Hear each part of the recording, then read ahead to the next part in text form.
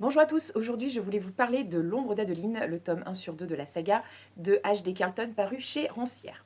Donc je l'ai lu parce que je pars du principe qu'on ne peut pas critiquer quelque chose si on ne l'a pas lu. Donc je l'ai lu et je vais pouvoir le critiquer. Alors, je ne vais pas dire que je n'aime pas la dark romance. Je vais juste dire que je n'aime pas ce type-là de dark romance.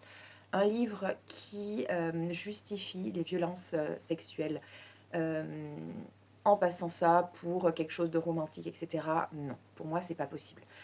Euh, je trouve que on fait passer le héros pour quelqu'un de bien. On va être très factuel, hein, cet homme-là, il a choisi pour cible, il a harcèle, il a traque, il violente les gens qui s'approchent d'elle, il la violente elle, il la viole. Mais c'est pas grave, parce que vous savez quoi?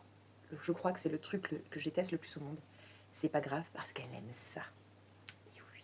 Parce que ça, on nous le dit dès le début, tout au long du livre, elle aime avoir peur, elle aime avoir mal, elle aime ce frisson-là, et c'est ça qui l'excite. Et donc, malheureusement, je suis désolée, mais tout au long de la lecture, elle dit non, elle dit non, elle dit non, elle pleure, elle supplie, il la viole, mais après, elle a aimé ça, et elle en redemande. Donc, je suis désolée, mais un livre qui me fait me poser moi-même des questions sur le consentement, c'est vraiment très problématique.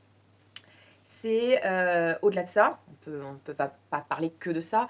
Au niveau de l'histoire, on est sur cliché. Évidemment, lui fait 2,58 m ou quelque chose comme ça. Il est très intelligent, il est très fort au combat, il est haut comme un dieu, il est un dieu au lit, quand ils arrivent jusqu'au lit. Et évidemment, bah, elle, c'est une bombasse et tout le monde la veut, la désire, etc. Enfin, s'il vous plaît, hein, quand même.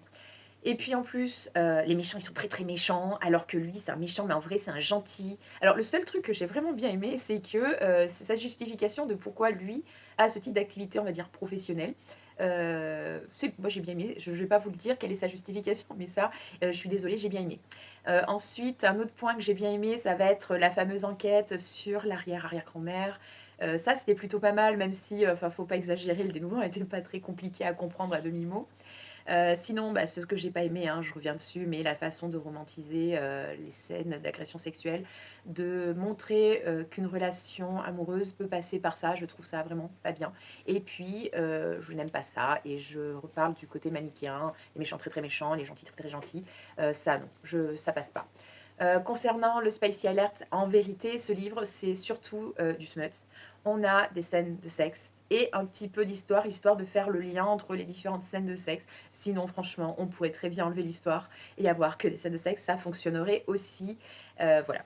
Je ne vais pas lire la suite, non pas parce que ma curiosité n'est pas au taquet, mais j'ai lu les différents commentaires sur ce livre et clairement, je n'ai pas aimé le premier. Ce n'est pas pour m'imposer des scènes pires, des descriptions encore plus pires. Voilà. Et j'ai pas envie de me l'imposer en fait, donc du coup tant pis, ma curiosité ne sera pas assouvie, je ne saurais pas comment ça se termine, mais quelque part c'est pas grave. En fait, j'ai plein de livres encore à lire, et j'ai aussi même des super dark romances qu'on m'a offert à Noël et qu'il faut que je lise dès que j'ai le temps. Donc je vais fermer la parenthèse, l'ombre d'Adeline ici. Si quelqu'un est très gentil et veut me faire un petit résumé, me l'envoyer par message, comme ça au moins je dormirai très bien, mais je crois que même sans résumé du tome 2, je vais très bien dormir aussi. Voilà, à très bientôt. Au revoir.